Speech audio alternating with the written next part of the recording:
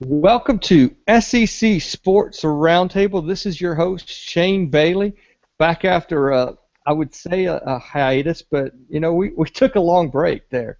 Technical difficulties, babies, life, that stuff kind of got in the way there. But we're back to do some football just in time for the kickoff of the 2016 SEC football season. I know there was football last night. The kids are away with the wife to the in-laws this weekend, and I still don't know what happened with football. So I decided to go Xbox and play games that my kids can't see and my wife hates me playing. So I stayed up all night doing that, and I don't know a single football score, even though there was just one, Hawaii and Cal. California, yeah. But we did have real football. That was Blair Smyly chiming in there. He's getting ready to experience what I've done over the last 18 to 19 months here in a couple weeks. Baby number 3 is on its way, so his life is about to get more crazy as well. But welcome, Blair. Good to be back, man. Yeah, it's this. And by the way, California won. Okay, good. And there was really, really long beer lines. Oh, really? Yeah. They did Foster's Australian for beer. I don't know, man. It was interesting. I saw Darren Ravel tweeted a photo, and there was at least 150 people in line. They were saying that the line was like over an hour long for a beer. Almost like Nissan Stadium at the not too long ago. Soccer game, yeah. Soccer game, yeah. The friendly match we had a year or so ago here in Nashville. But congratulations, and we hope everything goes well in a couple of weeks for you, Blair. Yeah, I'm excited about it. And Nick Jones back. We were talking off air before we got started. Nick is. I thought it was his junior year, but he is already a senior. He's been on this podcast since he was a freshman. He searched us out, and we've been so happy to have Nick on board with us, and we're glad to have you help kick us back off this season, Nick. So, welcome aboard. Yeah, it's good to be back, and since we're talking just for a minute, since we're talking Pac-12 football for a second. And talking about Darren Ravel, most of his stuff everybody likes to make fun of. But I thought this was pretty interesting.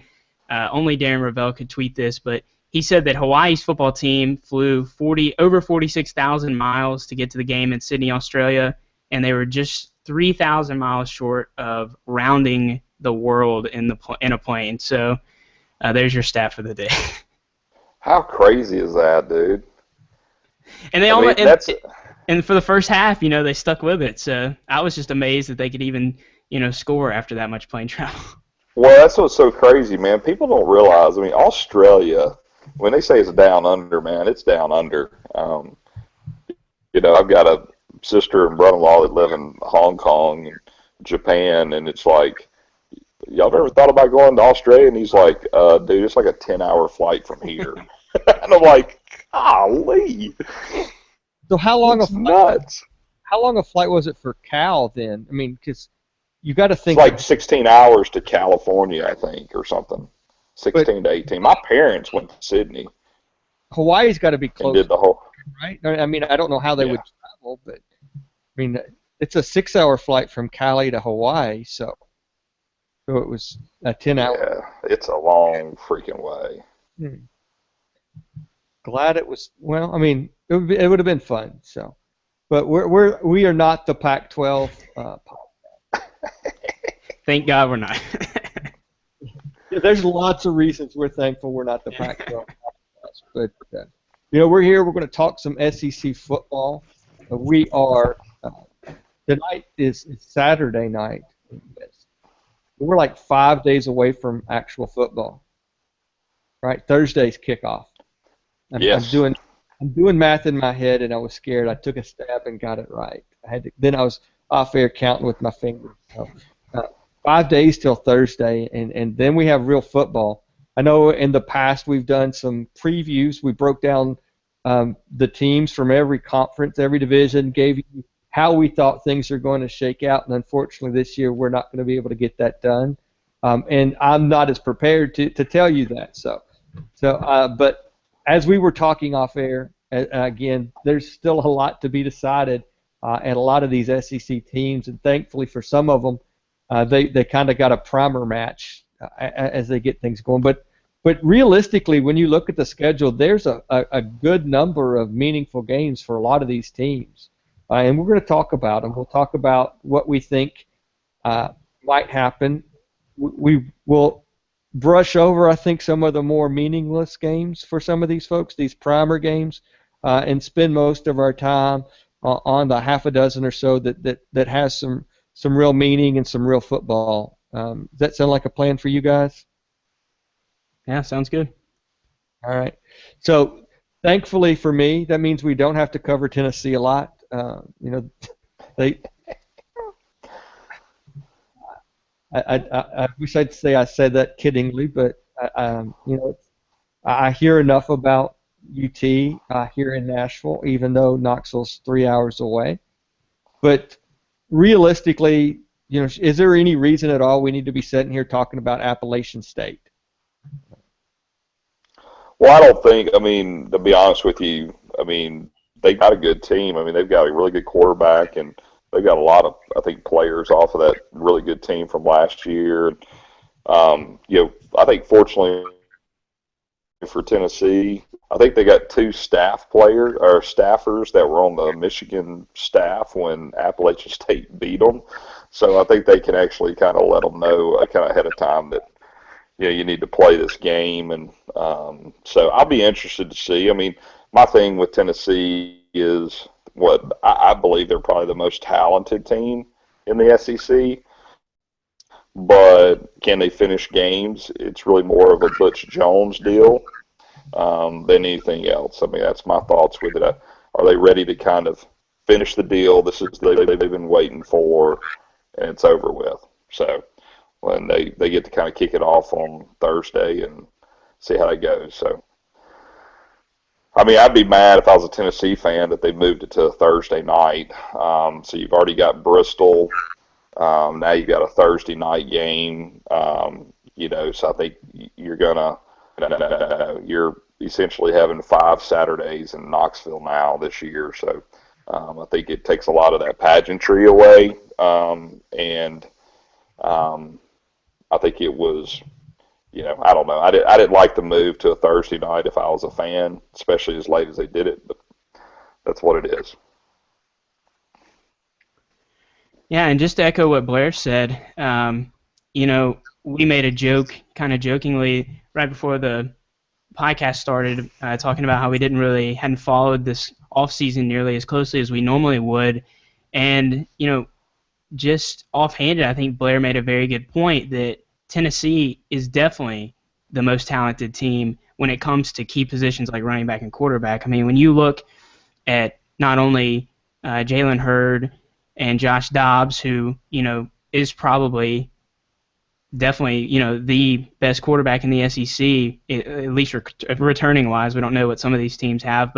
And then you've got Alvin Kamara, a guy that performed pretty well last year and obviously is an Alabama transfer. So, and, Shane, it seems like forever ago, it may have even been the first year I was on here, you were talking about how deep and how young the trenches were for Tennessee, the offensive and defensive lines, and this could be the year for Butch Jones. We've seen him, building the blocks every year. I know you probably get it more up there in Nashville than we do, but the hype has to come to fruition this year for Butch. If not, especially, in an East that's just as wide open as it was last year. And I think that number 9 ranking, not that we love preseason rankings, but Tennessee's was, ended the year last year at number 22 and jumps to number 9 in the AP poll to start the year. That's pretty impressive. So a lot on hand, and Blair, I honestly didn't even think about that they are going to only have 5 Saturdays. Obviously, they can't be happy in Tennessee with that one. Yeah, but now one thing about rankings, and I know it's just a preseason, but you have to take into account that some of those teams that they leapfrog, so to speak, from their final ranking to now, folks take into account what left and what's still there. Right.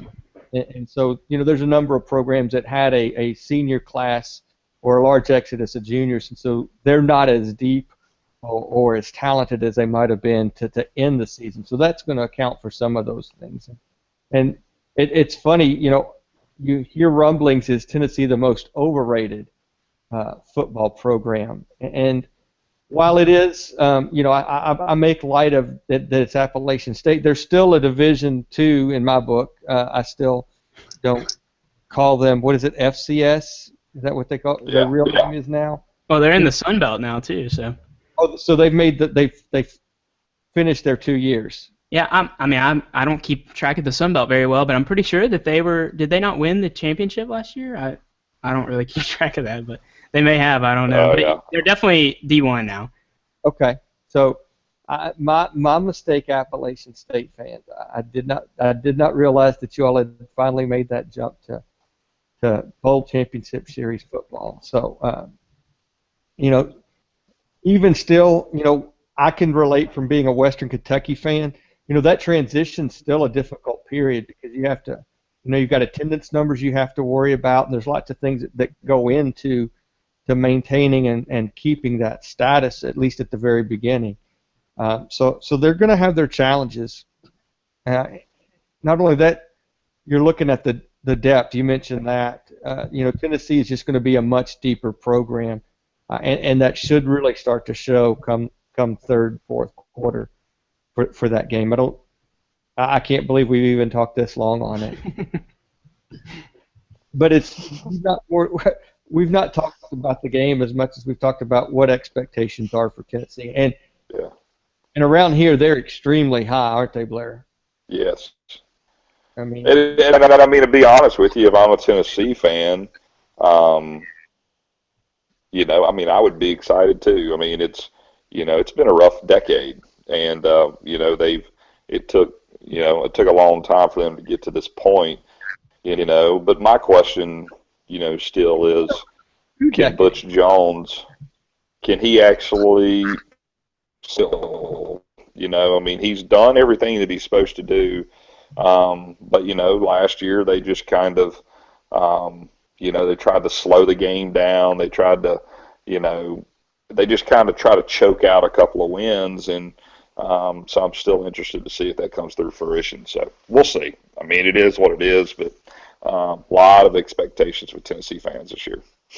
As a Tennessee fan, I would be optimistic and somewhat boastful on the outside, but I would still be scared to death on the inside.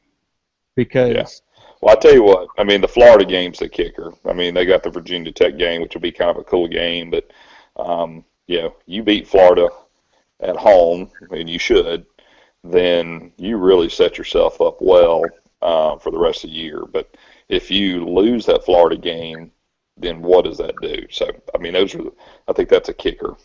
Well, if you lose that Florida game, I tell you what it does. It means you've got to win Georgia and Alabama. Yeah. And now you're asking a lot of the Tennessee program. We're giving them the East in this ranking because they're on the East. If they had the West schedule, we wouldn't be having these same conversations. And But now, as we keep moving on, there's still another Thursday night game, and it is SEC centered. It's SEC East Vanderbilt and SEC East South Carolina. And, we were talking, there's a lot of quarterback questions still going on, and I think South Carolina still doesn't know who their quarterback is, do they? Has Muschamp said who his guy is? I don't think so. Yeah, I don't think yet. I may be wrong, but I don't know that yet.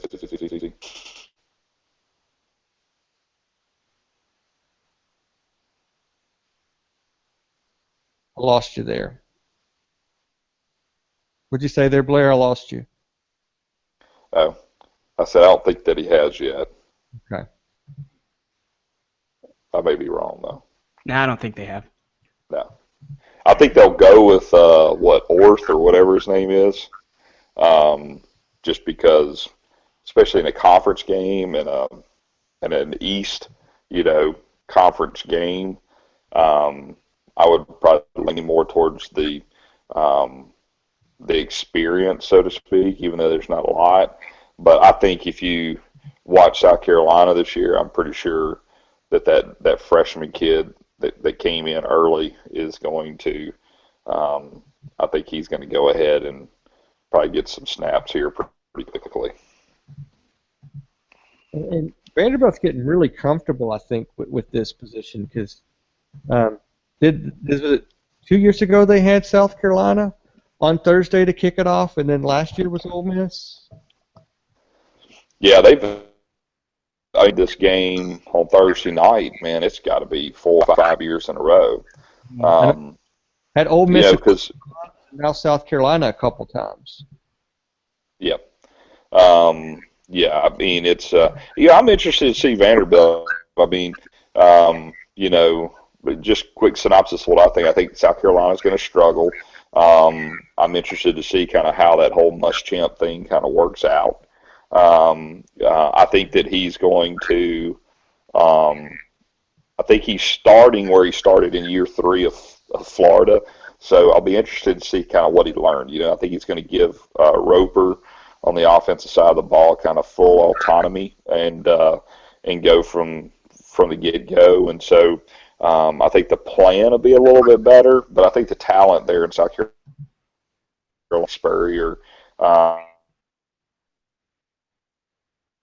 couple of years, had his son kind of running the recruiting, who's not very good at recruiting. So, and then I think Vanderbilt, you know, I'm excited to see kind of where Vanderbilt goes this year. I think Mason, you know, I think he learned a ton from year 1 to year 2.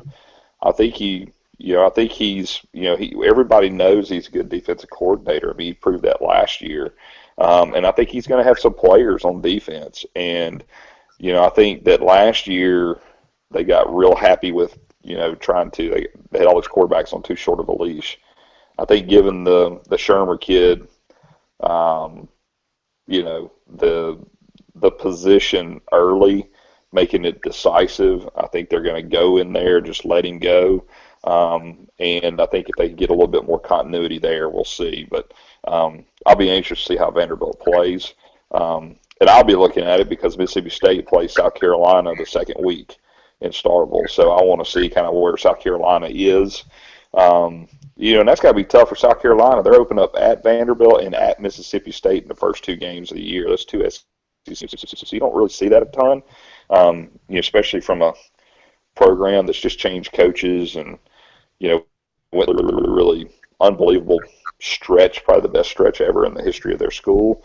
It took a big dip last year, so there's a lot of stuff there for South Carolina. Nick, what do you think? Yeah, I mean, Blair pretty much covered everything I was going to say. Just wanted to echo what Blair was saying about how Spurrier really struggled to recruit especially if you take out Jadeveon Clowney and 1 or 2 of those other top prospects that they've got. But, you know, I follow recruiting pretty loosely nowadays, but it seems like Muschamp and his staff that he's assembled are really making some splashes. I just saw where they got another top 300 guy. They've actually gotten a couple guys. I think they got Calvin Ridley's brother, which was actually an Alabama target. So things are looking up already, and Blair, that was a really good point that you made, that, you know, Muschamp's hitting the redo button and essentially starting ahead of where he did at Florida. So I don't know. I think he's in a much easier situation especially when it comes to boosters, even though, you know, you said South Carolina's coming off, you know, a record, 5 or 6 year run with Spurrier, but the expectations are much lower, even, you know, and pretty much in the same position that he was in at Florida. So it'll be interesting to see, especially, you know, we talked about, seemed like all year, what was Muschamp going to do next year, and I would say a less than stellar year at Auburn turned into, you know, a job that we really didn't get to talk about that much at South Carolina. So, and like you said, it will be a rough start having 2 SEC games to start. Yeah, and one thing about the Muschamp hire, and Nick, you said it, we really haven't discussed a lot of this stuff on previous podcasts, but you know, you're hoping that, and I think you saw it at Auburn, you know, that change from getting, you know, ousted at Florida. Muschamp did a lot of maturing in that period, and you saw him at Auburn really, I thought, on the sidelines, look like a more calmer individual, not as ready to have a heart attack on the field after every play that you saw at Florida. And he's given himself a second chance. And I think that he's learned from his mistakes to some degree. We'll see how well that takes hold. Sometimes old habits come back and slip into old form, so we'll see. But I do believe that he's going to give up some of that control on the offensive side of the ball and worry more on the defense, similar to Derek, the way he did at Vanderbilt, especially from year 1 to year 2. Blair, you talked about his progression, and now to see what he's going to do from year 2 to year 3. He seems like he's really making steps to improve a Vanderbilt program where we have the true vision of hindsight now, that it was left in shambles. When it was like a Mayflower leaving Baltimore to go to Indianapolis in the middle of the night, when we went to Penn State. And so, the cupboard was bare at Vanderbilt, and it's starting to get restocked. You saw that last year, and you're starting to see them finally get a little depth. And so they're going to have a defense that's going to give a lot of teams in the SEC fits, and they make some things start to click offensively, put some points on the board. Their defense can keep them into the ball game. Can that offense find ways to win? I think at the end of the game here, Vanderbilt's going to come away with the SEC win, their first SEC win to kick the season off, and it's going to put South Carolina behind the 8 ball going down to Mississippi State. Yeah, I think the thing about the Vandy, I think their schedule. I heard somebody talk the other day. I think they play South Carolina, then they got MTSU, Western Kentucky, and Georgia Tech, all in the first 4 games. And you think about the non-conference. Middle Tennessee State's got a heck of a quarterback, and have been playing well. Western, they've actually, they've got a South Florida transfer, I believe, that they just named as quarterback. And Brahm's going to sling it all over the yard, and so it's going to be tough. And he was very effective at South Florida. He started some games, had over 50% completion. So, Western Kentucky still should have a pretty potent offense. I don't think it's going to be last year, but you're right. That's not 3 give-me non-conference games for Vanderbilt. Yeah. But it's one of those things. If Vanderbilt gets off against South Carolina, I think that if they play, I think their defense will allow them to play with Western and Middle Tennessee. It's just if their offense can really kind of convert. And then I think Mason is good enough defensively to put a game plan together for a Georgia Tech team. I think he would be fit for that. I think they're fit to be able to handle that a little bit better than if they were a little bit more offensively minded. So I'll be interested to see. They could really start out the year with some nice wins, but I don't know. I'd like to see how it goes, but this is a really intriguing game, even though it's really probably going to end up being one of the bottom 2-tier teams in the East. So we'll see. Now, not to look too far ahead, does Georgia Tech still do that triple option? Yeah. Oh, yeah. So as we go by starting times of the next game, that's going to give Blair's Mississippi State Bulldogs a chance to play University. Well, that'll be warm. That's going to be a warm one. Yeah, this should be just to kind of let you know that South Alabama. You talk about bad luck. They have lost their entire starting defensive line for the year in preseason practice. So 2 of them, I think 3 of them are gone for the year with either some type of ligament, knee injuries, and other guys out of the game. So, it shouldn't be a problem from that.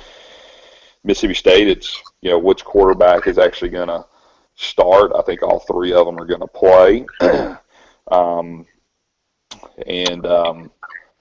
Is the offensive line going to be better? Can they run the football?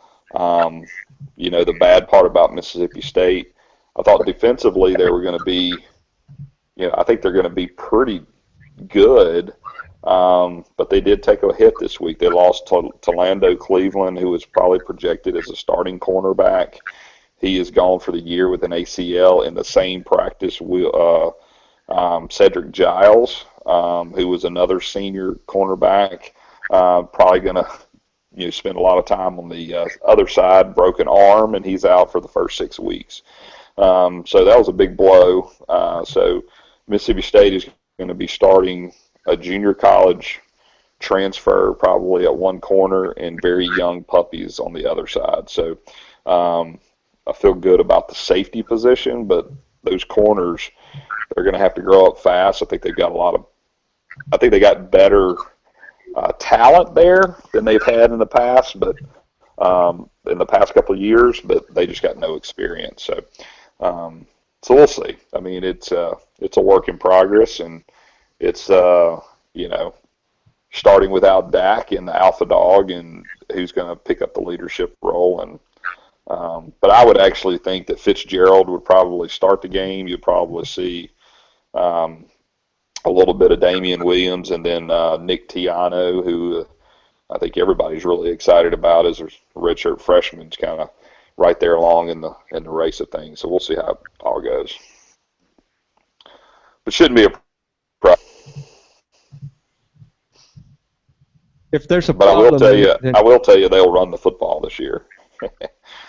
So not your quarterback running the ball, you mean? Yeah. I mean, if you follow football last year, we ran for the least amount in Dan Mullen era, and less than 2,000 yards rushing, where the year before we ran for over, I think, 3,300 with Josh Robinson and kind of the Dak attack. And so they basically just went to Dak's arm and let him kind of, lead them through the season. But I think this year, offensive line, I think it's going to be way more efficient. I think it's better. I think it's going to be better continuity. They got some experience there, and they got a ton of running backs. So I'm excited about it. And I think if you get Fitzgerald and the Tiano kid, I mean, they are really dynamic rushers. Even though Fitzgerald, if you saw him play last year, I mean, he's 6'5", 235-pound kid, but he ran the wishbone in high school. So he's not adapt to turning the ball, and running the football. So we'll see how things work out. But nobody's really kind of taken the lead in the race, which is kind of shocking. I thought Fitzgerald would kind of separate himself, and he hasn't. But I'm pretty confident in Mullen. He always seems to do pretty well in the quarterback world. So they'll be efficient in his offense. But I would not like to be in Starkville at noon watching a football game. Heck no. I don't know. That's for sure. It sounds like it's going to be a nice, pleasant day, right? Well, I was on a soccer field at 11:30 today, and it was not pretty with my 6-year-old. So it's a hot summer, and I would not want that kickoff time. Man, it's hot whenever recreational soccer league cancels games at 12:30 due to heat. So, yeah. So we'll see.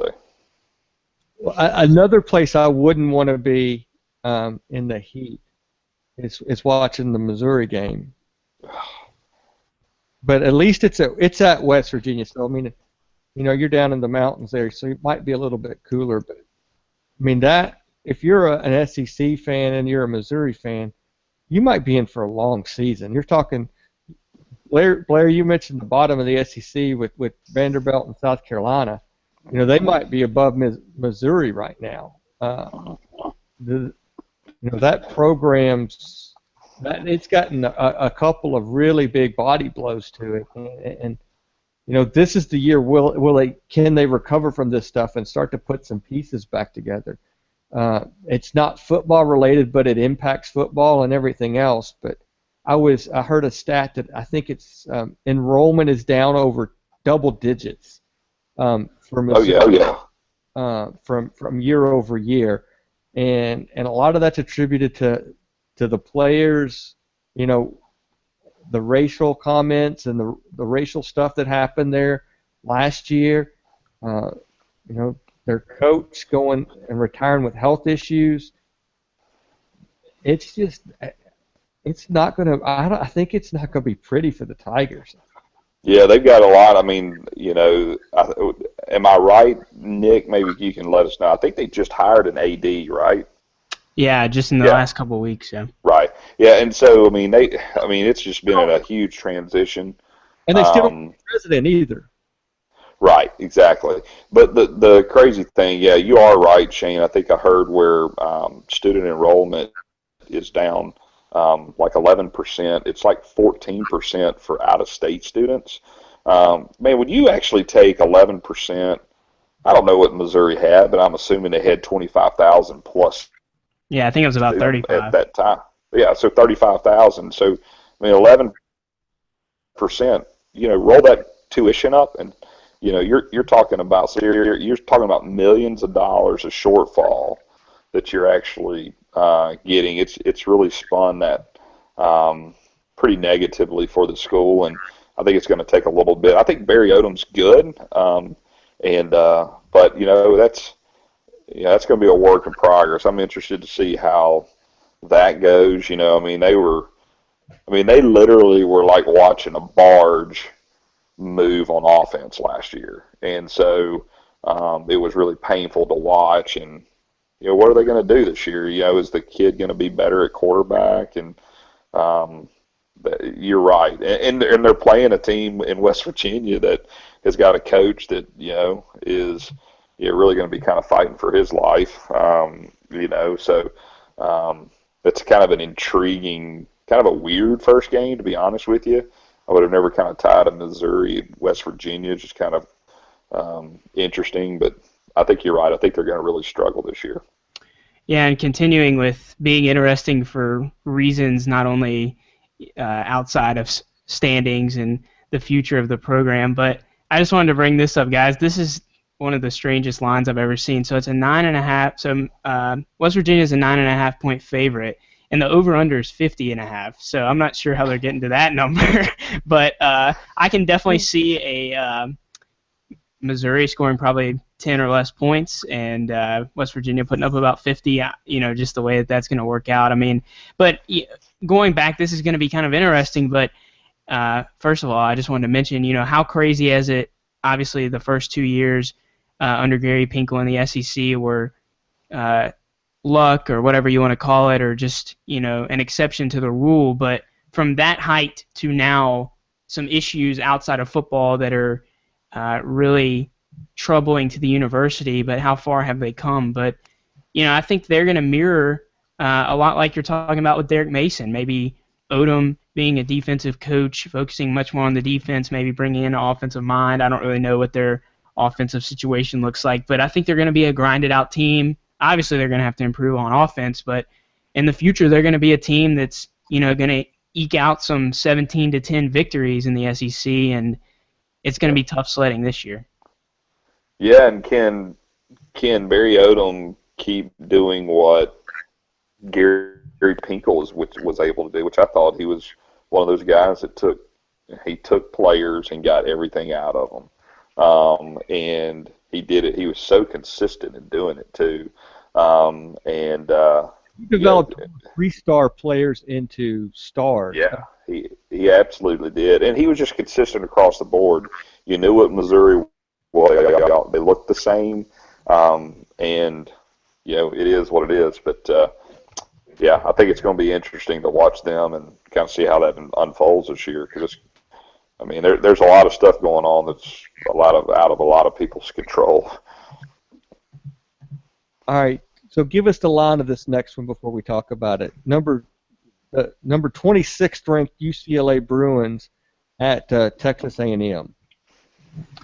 So Texas A&M is a 3-point favorite at Kyle Field against number 16 UCLA. Yeah. So basically a pick 'em. Yeah. Sorry, I need reading glasses. I was thinking, why did they put 26? We're doing a new top 30 ranking system now. Votes. Okay, top 16 team. Right.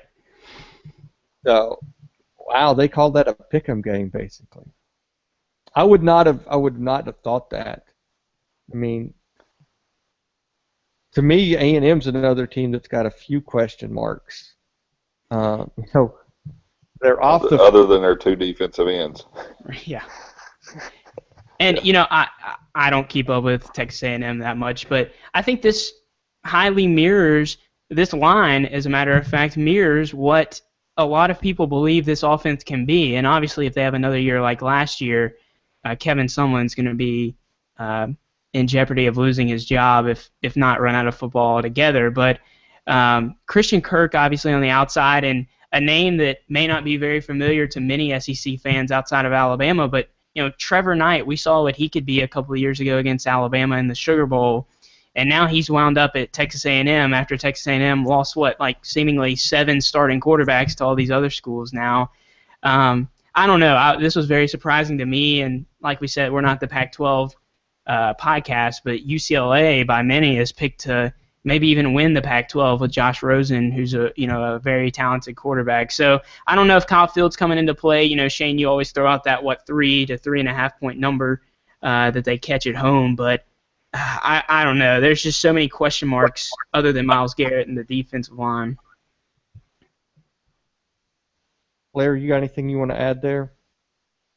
Yeah, I mean, I'm right there with you. I mean, this is going to be such an intriguing year with Texas A&M and Sumlin because he's got to get it right. We've talked about this for 2 years now.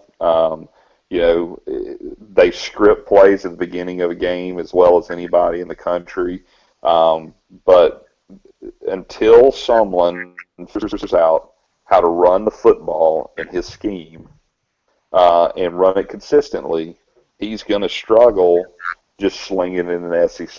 And they're, unlike what Mullen does, which Mullen's spread is he would rather run the football 70% of the time and not throw it. And Sumlin's the exact opposite. They get way too passy, and it becomes more finesse than it does a physical game. And so I think they got to get that mindset right. I don't know what Trevor Knight brings. Everybody's excited about him, but, I mean, he's not at Oklahoma because the dude at Oklahoma was better than him. So we're going to see how it goes. I mean, I don't picture Trevor Knight and Sumlin's offense as kind of a pair, but he seems to be doing well, so it'll be intriguing.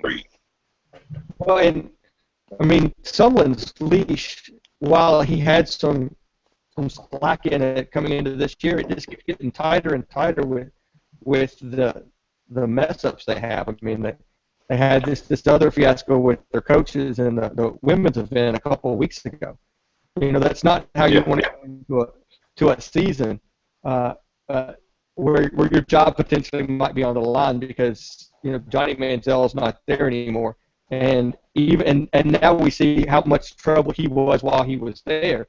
And talk about the program, and after the stuff that's going on at Baylor, if you're a college in the state of Texas, you've got to have a squeaky clean program right now, and I'm not saying someone doesn't, but you can't draw attention to yourself for anything other than positives with that program this year, and those positives also have to include a lot of wins. And so, I think if I were someone, I would be battening down the hatches, keeping everything inside, and saying we're focusing on football only. We don't need any other distractions to take away from what we can do on the field this year. Yeah, one of the side notes that was pretty interesting about A&M and that fiasco with the women's conference, their O-line coach was the Miami Dolphins coach when all that stuff happened with the Incognito and the other guy. Thought he might have learned his lesson there. Anyway, kind of random. You can't teach smarts. I mean, you either have it or you don't. Yeah. All right. So I'm looking down the list here. What's the line on the LSU Wisconsin game? Let's see. So LSU is favored by 10 over Wisconsin at Lambeau Field. I like that line. I think that's a good line. I mean, you expect. I mean, LSU's going to be really, really good this year. I think. I think they're going to start to have a quarterback that's finally coming into his own, and you've got Fournette in the backfield to help alleviate some stress from the quarterback play. All of a sudden, you go back to Alabama's playbook with LSU. You just have to have a quarterback that can help manage the game and not lose the game for you, because you know LSU's going to have a top-notch defense, and you know that backfield's going to be impressive with Fournette.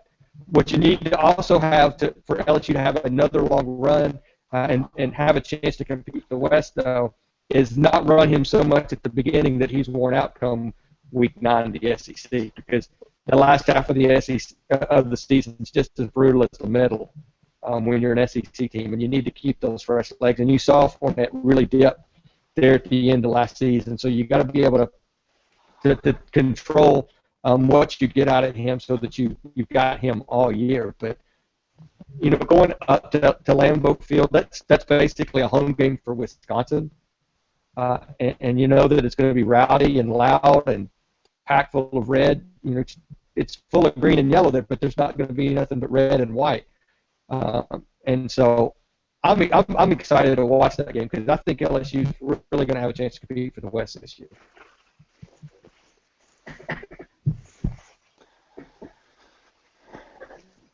Yeah, and you know, it seems like the same thing that we talk about every year with LSU, right? I mean, obviously Fournette, a very legit Heisman Trophy candidate, maybe the best player in college football, but it's going to be a question of how good the defense is, which is normally pretty good, and how well they can stick young talent together. And you know, Shane, I think it is coming down to the quarterback once again. LSU fans probably hate to hear us talk about this more than more, but that was the evident thing, especially seeing Fournette in person. Last year is the fact that, you know, they just ran him too much, and by the end of the season, like you said, he was just worn down. And as much as Alabama's done that in the past, and you know, it took a very special back last year in Derrick Henry to get so many carries. But if you're going to run the football, and that's going to be a staple of your offense, you've got to have multiple backs. And LSU's been pretty good about that in the past couple of years with Spencer Ware and Blue and all the other guys that they've had. So I don't know if their answer this year is an emergence of a second back, which most fans would probably, you know, hate when Fournette even comes out of the game. But I think that the quarterback's just going to have to do more to actually not lose the game for LSU rather than win a couple games. Well, you mentioned Henry, and Blair, I'll let you talk in just a second, but you know, the advantage he had, even though he had so many carries last year, was that the previous years he wasn't a freshman to start things off. Right. And he didn't have that many carries the prior years. You know, the previous 2 years before that, he didn't have to carry the ball all that much. So he still was pretty fresh and more mature. And you're going to gain a lot of strength and mass and endurance from your freshman, sophomore, to junior years. And so that really played into Derrick Henry's ability to be able to take that workload. That's my opinion. Yeah, I think you're right. I think the thing with LSU is the same thing that we talk about every year, which is, are they going to bring the offense along into the 21st century and open it up some? Les Miles opens it up for spring practice and then shuts it down in the fall.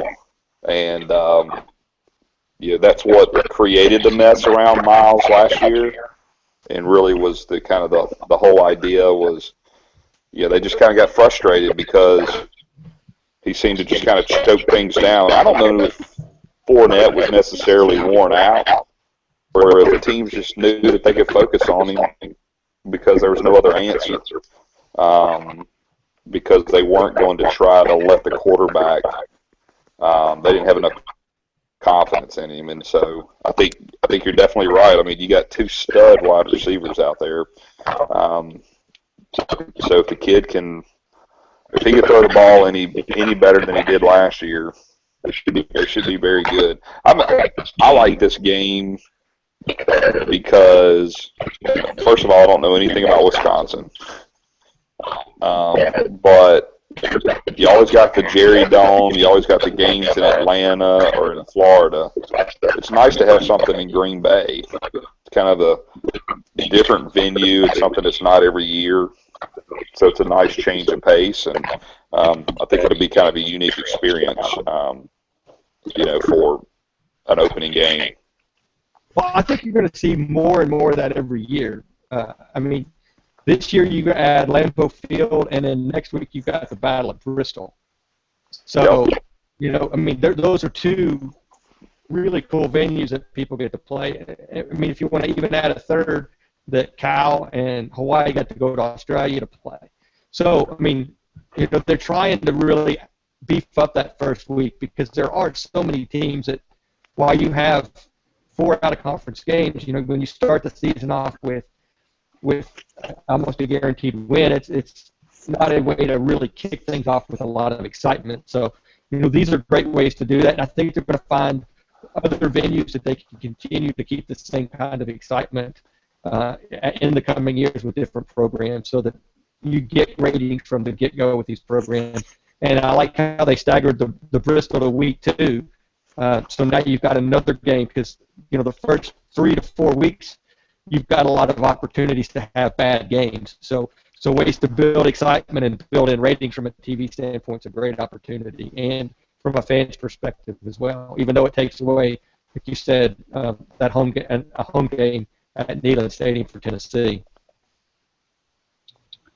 All right, so looking down the schedule, we'll wrap that one up and keep moving. I got La Tech at Arkansas. What's the line on that, Nick? Give me a second. That is Arkansas State. 26. So Arkansas is at 26 points favorite.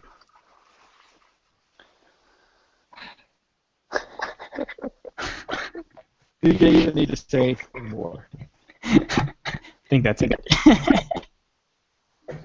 What do y'all think about Arkansas?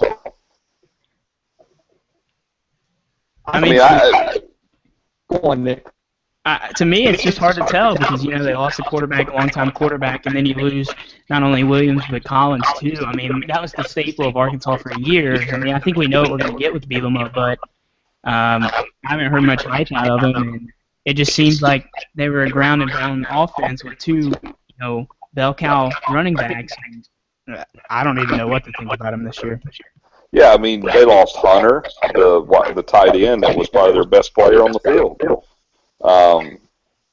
I just think they lost, I think, 2 or 3 offensive linemen. It's just kind of strange to me. I don't see how they actually just kind of pick back up and win 9 ball games. I think they're going to struggle this year, and that's just my thought. But I think Brandon Allen was a very good quarterback, especially his senior year, with 2 solid running backs and a very good tight end. So we'll see. But I've just seen things through where people have ranked the SEC. And they're kind of hanging up there in that kind of 8, 9, 10 range, which I see them in the bottom 4 of the SEC, but that's just my thoughts. Now, it's his brother, Austin, has he been named the starter? I believe so. He came in last year when Brandon went out for a game or 2 and was serviceable. I think, if you want my opinion, while I like LSU and Alabama in the West the most, Arkansas would be my sleeper team. I'd be interested. And because Allen's, I think, a junior. He's going to know the system because because of his brother and being in there for as long as he is. So you kind of know what you're getting with the quarterback situation, and Bielema's going to have some sort of workhorse in the backfield that's going to be able to pound that rock. He's proven that no matter. Look at Wisconsin; he always had somebody. We might not have known who it was, but he always knew who it was. And I think that's going to continue with Arkansas. I don't know I've not looked at their schedule to see how it sets up where where they have the LSU's and Alabama's on the west side, or if they're home or away with those guys. But 26 points against La Tech, you would expect them to cover that spread and then some. So we'll continue our conversation more in depth as we learn a little bit more about how these teams look and operate as the season progresses. Next, I've got Georgia at North Carolina. And surprisingly, I was looking at certain stuff. I'm a Wildcat fan. For those that have never watched this before, we all have our own teams. If you hadn't been able to tell, Blair's our Mississippi State guy, Nick's an Alabama guy. But there's some folks that have Kentucky beat Georgia, and I'm not ready to buy into that. I think Georgia's still going to be a good team, just because Rick leaves. They replace Rick with a very capable as a very capable head coach in his place, and they ended up with how many wins last year? 9, 10? Yeah, something like that. I mean, so the talent's still there. I'm intrigued about this game in that North Carolina, if you look at their upward projection over the last few years, it's continued to get better and better as a program, and they've been able to get deeper and deeper, just like Vanderbilt, as far as the depth in their program, so that you're going to have those men that can step up. And that really comes evident in the late and third, into the fourth quarters with these matchups. So I think it's going to be closer. I don't know what the spread is, Nick, but I'm going to say it's going to be Georgia by 8.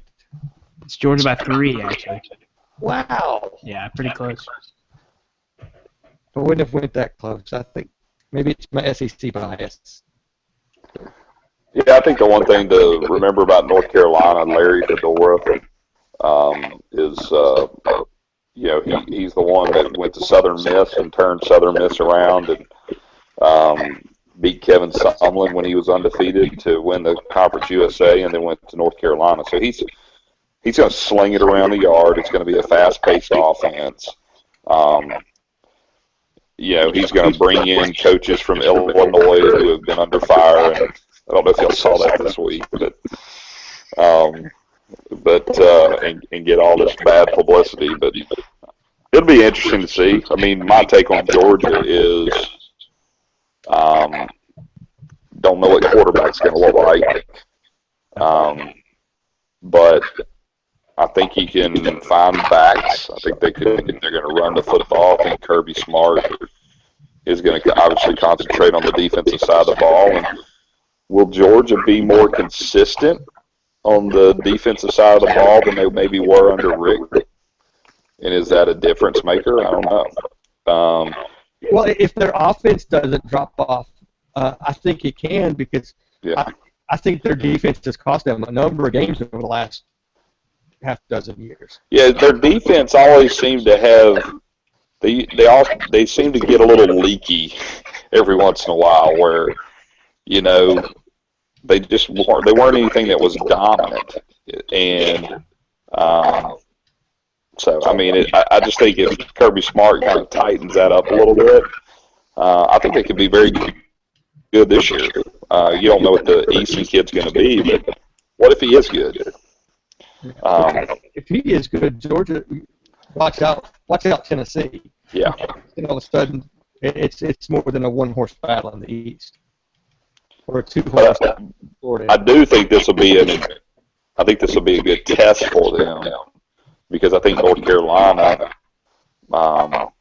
they can sling the ball around, and they're going to be a fast-paced team.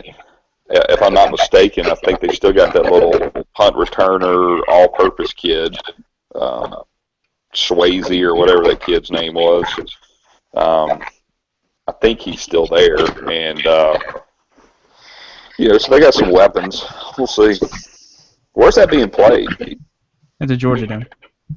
Ah, okay. Yeah. But I think you guys are right. I think, and I think a lot of people forget too. UNC does have Gene Chizik as their defensive coordinator, and that's almost a cuss word in the SEC West at this point. But he was up for the Broyles Award, I think that's what it's called, for the assistant coach of the year. So he put together a good defense last year, and I think it's going to come down to how healthy Chubb is. I mean, obviously they have other backs, but Chubb can be a difference maker as long as he's not too skittish and can still play.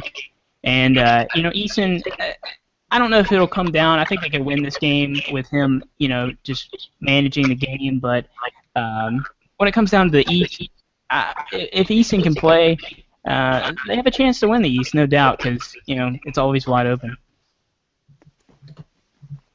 All right, so the next matchup I have is the Kentucky University Southern Mississippi.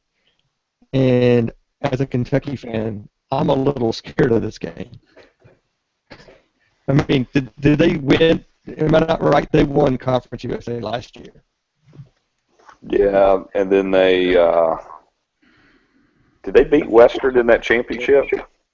Western Kentucky? Yeah. No, Western won that one in like a triple overtime type of thing. Right, okay. I don't know. Southern, I don't know much about, so I think they're going to be pretty good. They're predicting on the, I saw where the Clarion Ledger and Jackson predicted them to go 10-2. So Munkin's got them going. I know defensively they're going to be pretty good. But I would always be scared of Southern Miss, just because you never know. Well, and they also have Kentucky's old OC, Dawson. He only did a one-year stint at UK, but he's now their offensive coordinator. Really? Okay. Yeah. So I think it's Shannon Dawson is their OC, and you look at them defensively. They're going to be extremely strong. Offensively, they're probably going to open it up just like they do at Kentucky. They've been opening up, yeah. Because Tom Munkin. So if you kind of give you an idea about Southern Miss, we just talked about Larry Fedora. He was the OC at Oklahoma State. The next in line was Dana Holgerson, who went to West Virginia. Next in line was Tom Munkin, who went to Southern Miss after Fedora left. So Oklahoma State, has been slinging it around the yard forever. So Southern Miss will sling it around the yard. Now, they did lose a really good running back who actually was starting for the Raiders tonight against the Titans, the Ricard, I don't know how you say it, but he is a very, very good running back for Southern Miss. But they'll be good. But Kentucky should be better. Well, yeah, I mean, I would hope they would be better, but you look at some of the Stoops. He said he was trying to game plan for this game, and the bad news is to understand the offensive coordinator, he had to go back and watch a lot of tape of last year's Wildcats. And he said, it was hard to watch, basically. I'm paraphrasing here, but because there were so many missed opportunities, and if you could have summed up Kentucky's season last year, that's it. I mean, there's so many missed opportunities. They had wins available to them left and right, and offensively things just didn't happen. I mean, balls hit receivers in the end zone, in the chest, and they can't catch them. Some of that's not on the offensive coordinator. Offensively, there were some bad apples that are no longer there as far as their attitude and what they brought to Kentucky's mentality. And so, these are all things that's been said. Well, just like we've talked before about Mason, this is Stoops' third year, and he's going to be on somewhat of a short leash as well if he can't show some progression to the next step and have some of these things fall in place. And offensively, he's got the talent. Drew Barker's your man at quarterback. He's shown a lot of intelligence and maturity, being the leader that they were asking him to be earlier. when he lost the job to Patty Ice. And you still got Boone Williams and JoJo Kemp in the backfield. Talk about two electric running backs that can handle the ball for you. You've got some able wide receivers. So offensively, we're going to have to control it because everything I understand about the defense on University of Mississippi is they're a very blitz-heavy program, and with this offensive scheme, if they can get the ball out quick, that can be a benefit to Kentucky. And we have an opportunity from a Kentucky fan standpoint to put a lot of points on the board. But I'm choosing Kentucky to win, but it's the spread under 3. 6.5. Wow. Yeah. I'm way off, but I'll take that. I'll take a touchdown. And just one more thing, I actually didn't know this, guys, but Monken actually left to be the offensive coordinator at Tampa Bay with Dirk Cutter. I think that's how you say his last name. But I didn't even know that. So Jay Hobson, a longtime SEC journeyman who was at Ole Miss and Southern Miss before, is actually coming in, who's actually a deep defensive guy, which goes against what Fedora and Monken both did at Southern Miss. So, but they do return their quarterback, who I'm pretty familiar with, a guy from Birmingham. I totally forgot that, dude. I didn't even remember it either. They hired Jay Hopkins, who was at Alcorn State. Yeah. I forgot Monken left him like right in the middle of the thing. That was holy cow, dude. I'm glad you said that. Yeah, I didn't even realize, to be honest with you. Hey, by the way, I think it's Mark Stoops' 4th year, right?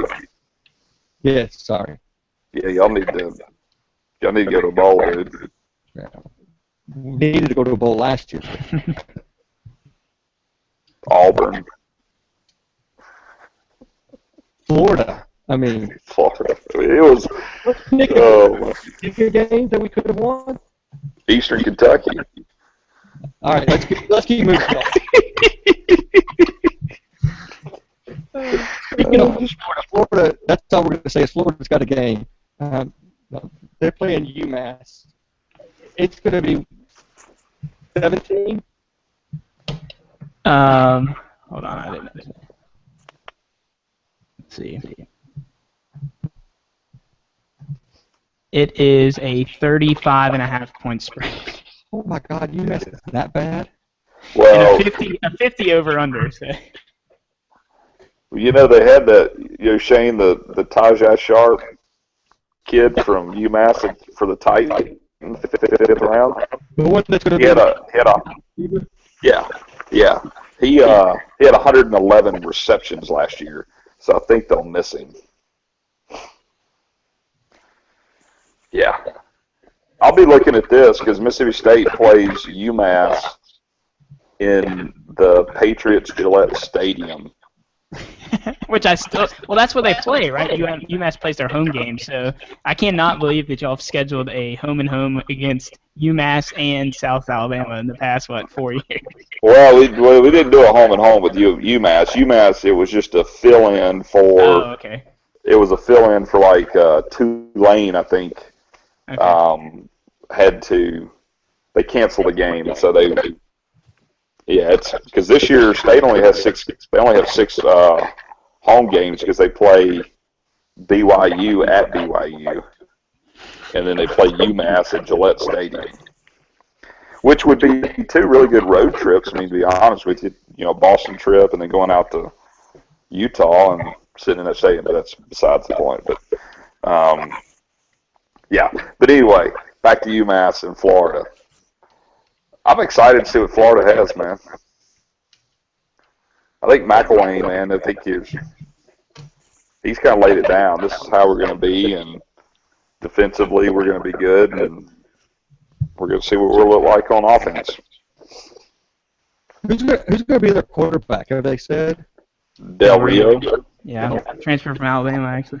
Is that Jack Del Rio's son? Yeah. Yeah. Yeah, Luke, I think. I did know that.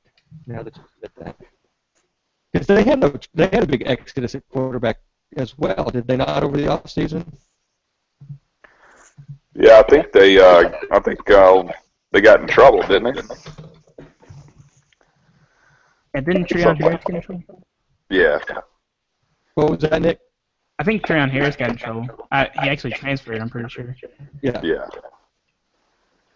So I'm glad I'm not. I'm glad you all aren't relying on me to pick the spread. I've not been close. So the last game, USC against Alabama, but that's at Jerry's house, right? Yeah. All right. Roll, tears, roll. I'm not sure what USC was thinking, but we know how wardrobe changes go against Alabama. Just ask Georgia, so I'm happy to see that one at least. What are they wearing? Well, they're just wearing white jerseys, but I was talking about the T-shirt. Having T-shirts. T-shirt, okay. Yeah, that was great. Gotta love it. So Nick, tell us what we can expect from Alabama this year. Who's starting quarterback? We still don't know. And let me tell you what, most people probably aren't keeping as close of an eye on it as I am, but honestly, I think they're gonna try Bateman out there. It's really a two-horse race now between him and a early enrollee, Jalen Hurts, who to me just looks like the quarterback of the future for Kiffin as long as he stays, and Nick Saban. But I just can't see. Honestly, I think Hurts has probably won the job. From all reports in the last couple of weeks, but they trotted Bateman out there in the only game Alabama lost last year, and I think they're going to do it again, and hopefully it doesn't cost us a game. But to me, the big factor is if Bo Scarborough can handle, and we've got a couple other running backs too, but if they can replace Henry at least somewhat serviceably, because if the quarterback's not doing what they need to, Alabama's probably not going to lose more than 2 or USC does have some playmakers on offense, but I'm not sure how good their defense is. So Alabama, it may be one of these games Alabama scores less than 25 or 30 to win it, but Alabama's defense is going to be there. I heard somebody the other day say that this could be and probably will be Saban's fastest defense ever, which is kind of scary if you've ever thought about that. But Alabama's not going to be nearly as deep on the defensive line, but you're going to see some specialists like Tim Williams, Rashawn Evans, and his name's escaping me right now, but Ryan Anderson play, all 3 downs, so that should be interesting. But I think we're going to see a heavy dose of Jalen Hurts, especially if Bateman goes out there and, throws an interception or something. But I don't know. I still think USC is overrated. Maybe 20 is not overrated, but to talk about USC beating Alabama in the first game, that would be a pretty big upset. Yeah, I definitely think so. And, I heard the same things, Nick. Traveling this week through Alabama a couple of days, and the only thing that you can pick up in Alabama is the Paul Feinbaum show. So, but it was interesting. It was fascinating because I haven't really been paying attention, but how much they were talking about. This could be one of the most dominant defenses he has. And I was sitting there going, my goodness. The one they had last year and then all those defensive linemen. So it's very interesting. So, they lost a ton of people last year off that defense, especially in that front 7. So definitely interested to see how this thing starts out. And, Saban likes to play these big games up front. He can get his players' attention through the summer. He could get them primed and ready. But I was really shocked that what's the other kid that was the big 5-star kid that is from California or whatever that really hasn't really panned out? Yeah, Barnett. So it was pretty interesting that this other kid has kind of really separated himself with Bateman. Yeah, and just a couple more things. That's surprising to everybody, I think, because Barnett was what a lot of people believed is Kiffin's guy. He went out to California. He was very crucial in recruiting him. He was committed to Notre Dame for a long time, and he just hasn't panned out. I think it's mostly turnover issues because he brings definitely out of the 3, it's Hurts and Barnett that bring mobility to the table rather than much more of a pocket passer that we saw last year. And you said that about the defense. I think it very well could be. Last year, I think, was mainly the deepest defense that Saban's ever had. And, that really helped on the front seven and just how dominant they were. But one thing is becoming an extreme concern. It wouldn't be for most teams, but when you see the depth Alabama's had in the past, I think there's going to be multiple freshmen that are required to play significant time early on, especially in nickel and, other sets is, with the back end and the corners. Alabama, of course, had Maurice Smith transfer to play for Kirby Smart at Georgia.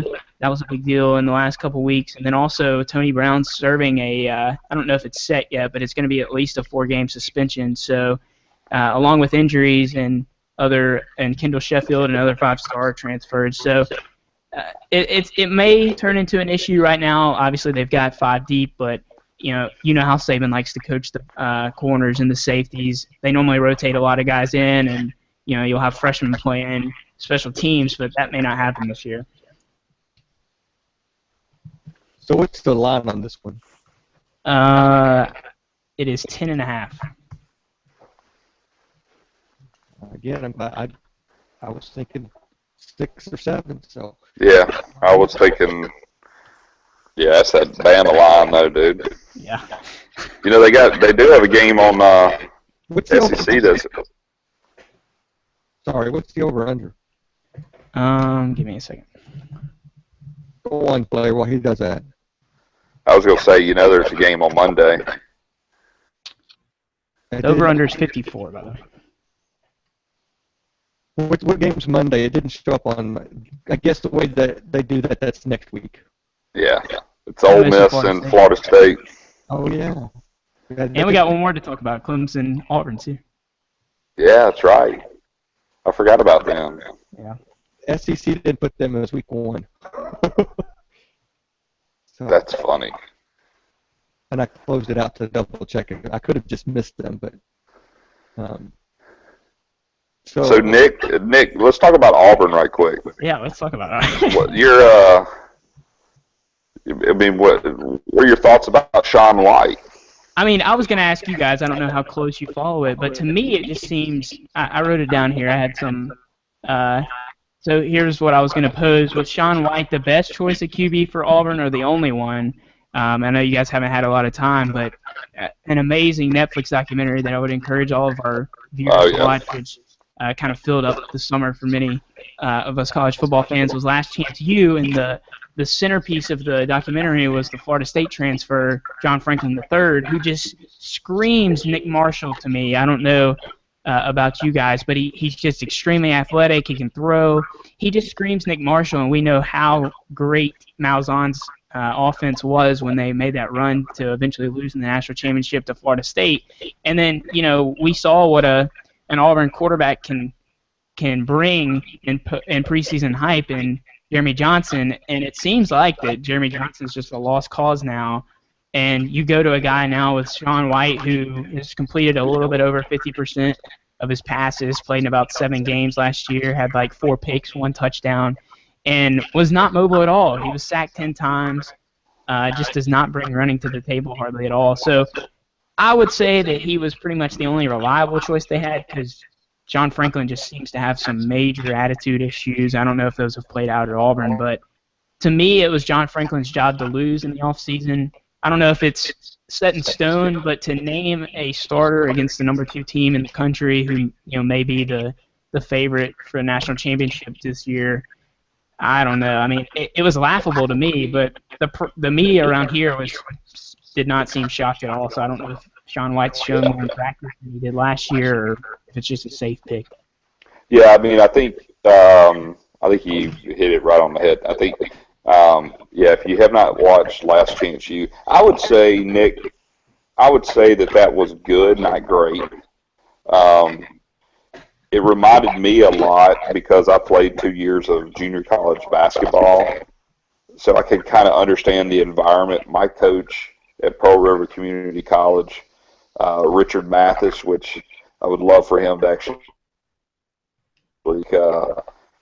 he would make the coach at East Mississippi sound like but he also wouldn't huddle up for the Lord's Prayer after he dropped 25 F-bombs right before it. So, but anyway, that's another topic for another day. But But the great thing, when you talk about Nick Marshall, and everybody has said that, but Nick Marshall, man, he was a good 195, 200-pound football player. Yeah. John Franklin III is like a $175 if he is soaking wet. Yeah. And in that documentary, he can't hit the side of a freaking barn. And he can't. Guys, when that went on, I had three Auburn, good Auburn fans. They all texted me and said, if we got John Franklin III, we're screwed, basically. Because they're like, it was unbelievable. And I think in those documentaries, what you saw about it, Nick, was the attitude that you mentioned. Yeah. Obviously, it was a very selfish attitude. And those things things creep to the top. And when you're like Malzahn, who this year has got to be, it's got to be good. He's feeling a little bit of tension, and he's already kicked one player off, who was probably their best running back, and then he's already had another kid arrested. So they got to be ready to play football. But I just was really surprised because when Shaun White, when he played against Mississippi State last year in that kind of opening start, it was really shocking to me how small he was, how limited he was, and he's just not what I think Malzahn's offense needs. So, I think defensively they're going to have a good defensive line, but, Clemson's just going to expose them. All right, so is it more than 2 touchdowns? Yes. 7.5. No, I'm talking about, I don't really care what the line is. It's more than 2 touchdowns when it's over with. Oh, definitely. Way more than 2 touchdowns. It is a Jordan Hare, obviously, but I'm not sure that's going to matter by the time the fourth quarter rolls around. And by the way, Shane, just to throw this out, people can say what they want to about driving from Nashville to Starkville, but I just had to drive to Columbus, Georgia. You got to drive from Nashville to Auburn. You just might as well shoot yourself. It's an awful, awful drive. Anyway, I just want to throw that out there for you Auburn people. So you don't want to go back down to the Plains, huh? No, not anytime soon. All right, so I'll tell you how the SEC decides to do their website. If you look on the left-hand side, it lists their schedule. And apparently they don't want to give all the teams credit because you've got to click full schedule to see the remaining 2 games. How would you like to be the last 2 games and get left off the first page of your own conference's website? You would think that they would actually why don't they just have an expanded page, but who knows? That would just be too much to ask, Shane. We have infinite scrolling web pages now. It wouldn't have been hard to add 2 more on the box to the left, which didn't interfere with anything in the main content. So, but that's here or there. So we also have one more game, and it's another ACC-SEC matchup. Florida State. Is Florida State's the home team, correct? Well, it's in Orlando. It's in Orlando, yeah. It's one of those kind of quasi-neutral site games. Quasi-neutral in the other team's backyard. Yeah. Yeah. All right, so what's going on that one, Nick? I'm not even going to guess. It's Florida State by 4.5. 4.5? Yeah, 4.5. Did I miss something? Is Ole Miss going to be that good? Dude, they're ranked 11th. I saw they're ranked 11th. I'm just asking, are they going to be that good? You tell us. You don't want my opinion. All right, you tell me this. They've got a really good quarterback. I'll give Chad Kelly a lot. He's a slimy little sucker. But they did lose probably the best receiver they've had in the last 15 years. Every offensive lineman that started in the bowl game, they lost. Now, they have some players that have experience that have played full seasons that were hurt last year, so they'll be kind of coming in, so it won't be like they're starting 5 complete new guys, but they lost all 5 starters from the bowl game, are gone.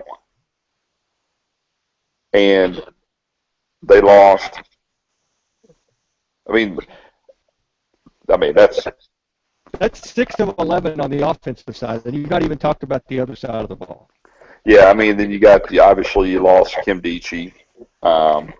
You lost, you lost some players over there. I mean, you still got, heck, I don't even know. They got a pretty good secondary. I mean, they lost, the Golston, Sequez Golston, and all those guys. So, I mean, they lost a lot. And I'll tell you what Ole Miss fans that I talk to are worried about is, Tunsil, Kimdichie, and Treadwell came in as 5 stars, and they hit. I mean, they had 3-year legit, they came in and were all-stars. And they replaced them with dudes. They got Greg Little, which is an offensive tackle. But is he going to come in and I don't know. And so that's the concern that I would have. And then they've got the NCAA thing that's hanging over their head. So, is it one of those things where, if they get off to a slow start? But, I mean, guys, listen to this. The state, you play Alabama, and you play Georgia in the first 4 games. Now, Alabama and Georgia are at home, but still,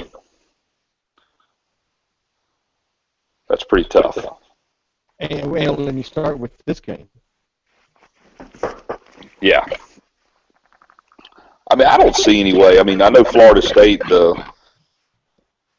know the quarterback was hurt, and they're not ruling him out, but they're going to start the redshirt freshman or something for Florida State. But, guys, Florida State, I mean, they had a down year last. So, I mean, they're loaded across the board. And then everybody talks about Ole Miss being, a top 10 team, won 19 ball games the last 2 years. Mississippi State won the exact same number. They lost 7 games in 2 years with the best talent that they've ever had. And if you're going to compete for national championships like they want to compete for, you don't lose 7 games over 2 years. I mean, Bama doesn't lose 7 games over 2 years. LSU doesn't lose 7 games over 2 years. So they don't lose it over 5 years. Right. I mean Bama games in freaking Saban's tenure or something. So, anyway. Well, I mean, this goes against everything I said about UT at the beginning of this podcast, where the individuals doing the preseason polls are giving no credit to the fact that so many people left Ole Miss. There's no way that you can have that many changes in a program and still rate them in the top 15 like that. Yeah. Well, they've got a quarterback. That's what it is. They've got a quarterback, and heaven forbid that dude get hurt. I mean, but they got the Patterson kid. I mean, they got the 5-star quarterback that signed with them last year. I mean, I wouldn't have put them 11, but I would have probably put them in the top 25 for sure. But sure, top 25 I'll give you, but 18 to 22. Yeah. Not 11. And so when you take that into account, and you look at it, that Florida State, like you said, had a down year, and now they're the 4th-ranked team preseason. I'm going 4th-ranked team, and I'll give them the benefit of the doubt and say 18th. I won't even put them in the top 20, out of the top 20. but still, you're talking about a wide disparity there. And you said 7.5. Four and The a line? half. 4.5. Yeah. I was wanting the touchdown. And I'm, Yeah, and I think that's obviously got a lot to do with the quarterback at Florida State situation. Yeah. But I mean, you got the Cook running back. He's gonna run all over them, dude. Well, these games are prime examples of, and we've done this on more than one podcast, as to why Vegas does these lines. And it's not because that's how much this team is going to win by. That's the number we need to give so that we can get people to bet against another team. Yeah. We can get half one way or half another. And you got to make it so enticing to the Ole Miss fans to lay it at 4.5. Because if you gave them 7, they're not going to take their own team. And so, I don't know. That's crazy. Those are crazy numbers. This whole week is. I'm glad I'm not a betting man, because this would give me an ulcer trying to lay these lines. Or maybe not, because I'm so confident that some of them are just so far off base. Go bet the mortgage, dude. Just go ahead and do it. We know somebody that's been on this podcast that's had to worry about that before, haven't we? Oh yeah. But that's for another conversation. Now we've covered all teams. Yes? I think so, yeah. Did I miss any this time? All right. Well, that's going to about wrap things up for this week's podcast. Guys, thank you all so much. Nick Jones, thank you for being here. Blair Smyly, thanks for squeezing away and making time here to do this podcast. I realize how much I am so far removed from college football because of certain other issues, but I do know that this has made me want to be better, better knowledge, better football watcher, better podcaster. So the good news is this gives me an excuse next week to sit and watch football all weekend. So I can sharpen my craft. But we're going to get back and try to do these again pretty regularly. So we thank you guys so much for listening in. And with that, we will call this podcast done.